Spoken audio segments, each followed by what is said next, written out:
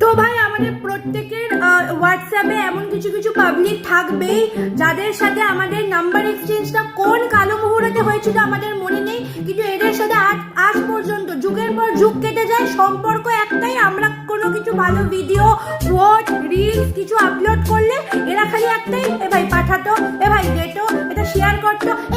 কেন দেবো রে, কেন দেবো, তুই মাসে একবারও, মাস তো ছেড়ে দে, বছরে একবারও আমার স্ট্যাটাস জানতে চাস আমি কেমন আছি, বেঁচে আছি কি মরে গেছি, তোরা আমার বড় মুখ করে স্ট্যাটাস চাইছিস। ভাই এই ধরনের পাবলিক গুলো মানে দুদিন পর যদি দেখে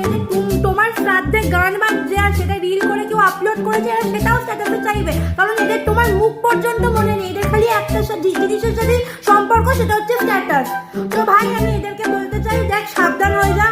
অন্য স্ট্যাটাস যাওয়ার আগে যার কাছ থেকে স্ট্যাটাস চাইছিস অন্তত বছরে দুবার তার স্ট্যাটাসটা নে। হাওয়া হাওয়া